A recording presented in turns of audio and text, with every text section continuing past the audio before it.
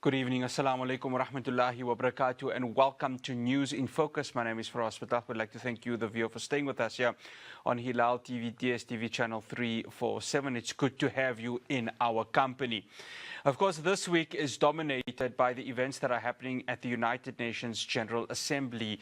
The leaders of 6 countries, including France, have moved to recognize Palestinian statehood at a high-level summit in New York, alongside France, which co-convened the meeting with Saudi Arabia in New York.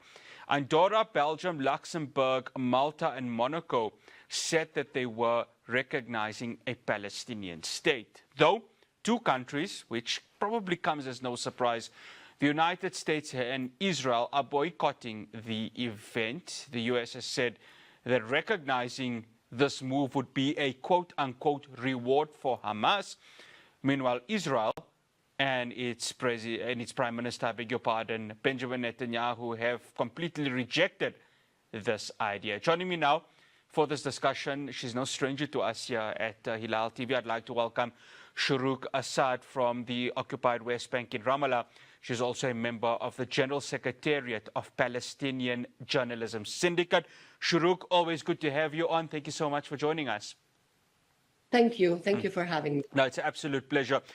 Shuruq, I know we haven't spoken with regards to the summit, with regards to the 2-state solution, but how much do we put this down to Western complicity vis-a-vis their sort of forcing them to actually recognize a Palestinian state, given that these are the same countries that have been supplying arms and other goods to Israel during this genocidal war for the last 13 months, the last 23 months? Actually, again, I always say I am a 3rd generation of refugees in Palestine, and I would not have been a refugee. I would not have lived all my life and as a refugee under occupation and apartheid and also genocide in Gaza without the support of those big European countries. I say this because Palestinians paid their lives till they had to live under genocide, till they now, which is a bit late in my opinion, to recognize Palestine as a state, while I don't know where the state can be. I'm talking to you now in Ramallah, and Israeli soldiers are around near me in a neighborhood. And I'm calling my colleagues and family in Gaza. They are displaced under bombing and attack. We can lose them in any second. So I really don't know.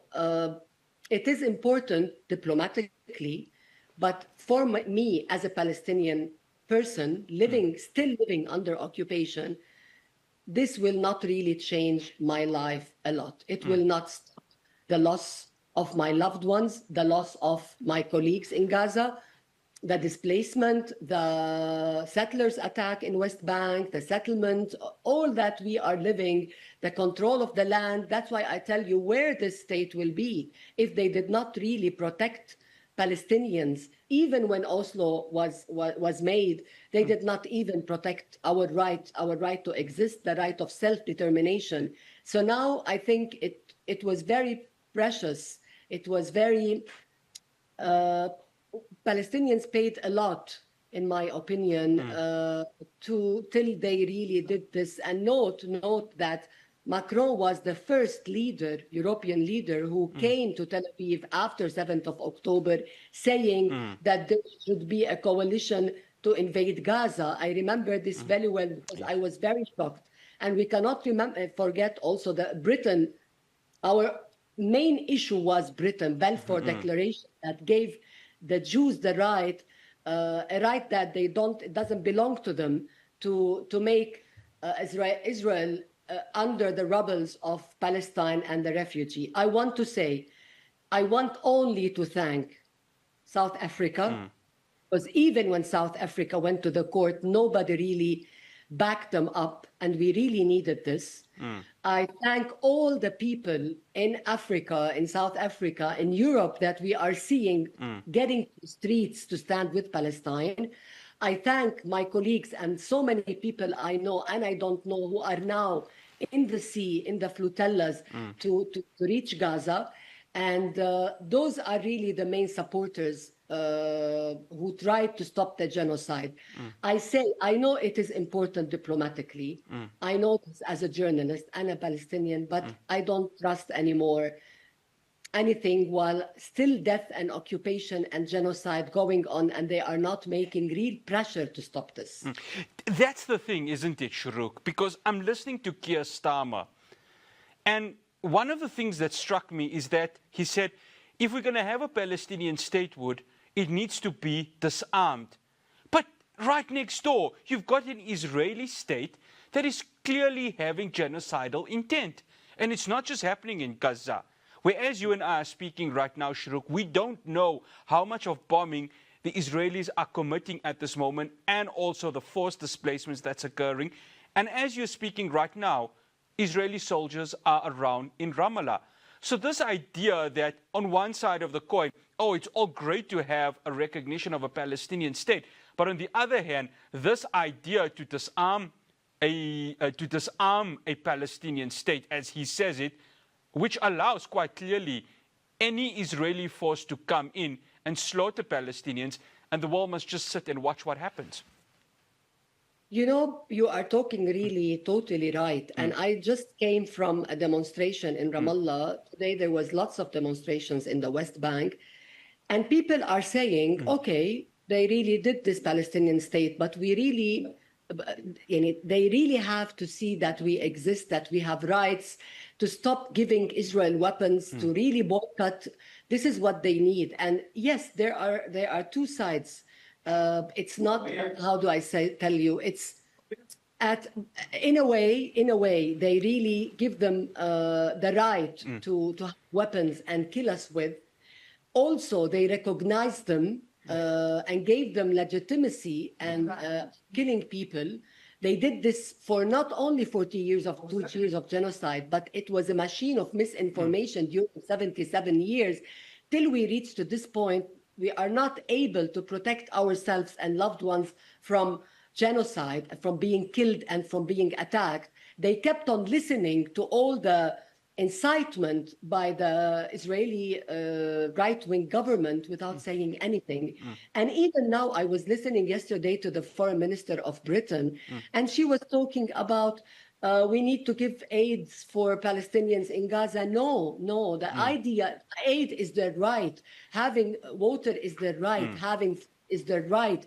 This is not you give to the Palestinian, and it's not a human right, something that has to do with aid, humanitarian aid. No, it is a case of genocide. It is a case of crimes, humanitarian crimes. It is a case of freedom, of occupation. This is what you need to say.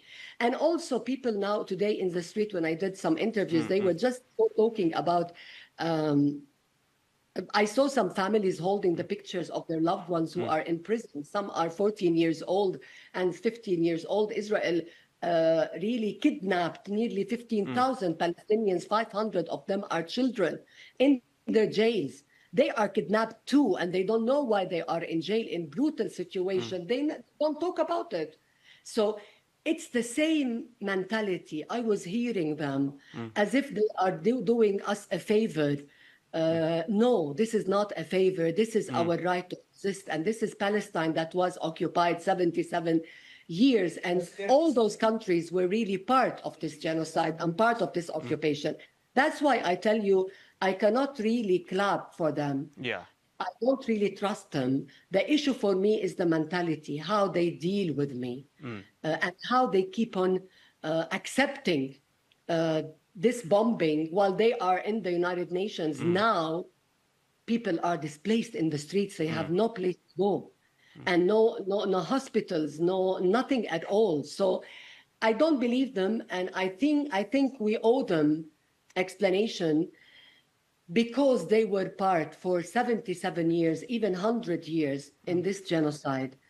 And really want to understand if this is only a declaration, and I just want to see the Palestinian flag in one of the embassies, or is it you will save my life and will stop the attack on Gaza and stop the attack on the West Bank. This is what I want to hear, and I want to see. Shuruq, I have to stop you there because we have to go to a break. But after this, we're going to continue the conversation. And not surprisingly, Israel has rejected any talks of a Palestinian state. My conversation with Shuruq continues after the break.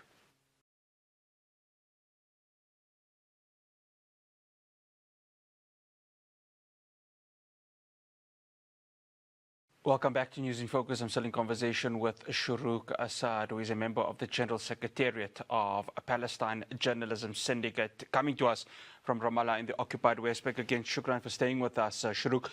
Shuruq, not surprisingly, Israel has not just rejected this idea that is happening in the UN General Assembly, but Benjamin Netanyahu has gone a step further, saying he will deal with the countries that are recognizing a Palestinian state. One would have wondered why he would do this to the very same people that are trading with him. But Shuruq, this whole talk of quote-unquote anti-Semitism, anti-Israeli, this rhetoric is wearing out, isn't it? Because the world, especially within civic society, are starting to see what this Israeli regime is all about. I hope they are seeing. I hope. I still think the people in the streets know, the societies know, and they really do not accept to be silent on genocide happening in our planet. But decision makers till now know, in my opinion. I don't know how they accept Israel getting out and say, we will punish you. Can you imagine? We will punish you. To those countries who, if you, of course, say something that we don't like, but this is the same mentality how they deal with us. They kill us. They kill journalists, they kill doctors, they kill people, they take people to jail because they have their own narrative, another narrative of the occupation narrative. This is the mentality that will reach to us all, even to those countries that backed up Israel for years and years and years. That's why I tell you, I really don't see a big change in the decision making. I see change in the people in the streets, in some parliaments, in some colleagues, journalist colleagues, in human rights organization. But in the part of politicians, it is a step. Say that, no, now we are not part of the genocide. No, you are part of the genocide because it's still going on and you're still accepting it to go on. And if you don't want it to go on, you have at least to be part of accountability for Israel and really boycott Israel in all means. I mean, economically, culturally, ethically, economically, military. This is what I want to see as a Palestinian person. Whether in Gaza, Jerusalem, or West Bank, or, by the way, our families inside 48 who are living under apartheid laws in Nazareth, Haifa, Jaffa, and other places. Shuruq, there was a report out, and it was confirmed by the White House, that while obviously this UN General Assembly is happening, US President Donald Trump is going to have a meeting with Arab and Muslim leaders. Saudi Arabia. To try and end the genocide in Gaza. Here's my problem with this is that, again, it's going to be Donald Trump dictating the terms. And a lot of the criticism comes that many leaders of these countries maybe don't have a real backbone to stand up to him. Is that the view that is coming from many Palestinians on the ground, not just in Ramallah, but also from your colleagues and family members within Gaza, that this is going to be another talk shop and nothing's going to happen because, quite frankly, Israel does not want to stop this genocide? You know what I say? I say that those countries are occupied more than us. They are occupied by the United States. They are occupied by the mentality of Zionism more than us. I say this sadly because I really wanted those people to really protect us from this genocide and to stand out. They cannot stand out, in my opinion, till now. The Arab world is also the same. We know this. And now what we hear, Donald Trump wants another 2 weeks till the Israeli army finishes Yes. what we want to finish in Gaza City and take it all. And then they will decide who will rule the Palestinians. You know, this mentality of istamar, we say in Arabic, which is not occupation, Divide and conquer, something along that lines. Yes, conquer. yes, It yeah, is a yeah. conquer mentality that they think they have the right to really erase Gaza, bring Arabs to with who will be in partnership with Israeli army and United States, and do whatever they do, and we don't have a right to rule ourselves. This is, I cannot believe I'm hearing this from people who represent freedom in the world and human rights. It's very, very disappointing to hear this. And I know what's coming. We all know what's coming. I talked to my colleagues in Gaza, who some of them stayed, by the way, in Gaza City and refused to leave. And we all know that they are going, the United States are backing up Israel to really the 2 weeks to take over what they want to take as land, kill whoever they want to kill, make Gaza no more a place to live in, the same some of the places in West Bank where we are terrorized by army and settlers. And they will take it because they always said, you know what Ben Gvir says always, this he says the mistake Israel did in 48 is to leave some Palestinians alive. They want the land, they don't want us. So, and this is by the help and the backing up of Europe and the United States. That's why I tell you, it doesn't mean a lot for me that they say, yes, we are with Palestinian state. It doesn't mean anything if you cannot really do something practical to stop Israel. And how can Israel really control you all? This is really hard to see over and over again. And here's the thing, Shuruq. When I look at this UN General Assembly, and there are a few genuine countries that are sitting right now in New York, really voicing their opinion. And of course, this is diplomacy, because this is the world that we live in. This is bureaucracy, because this is the world that we live in.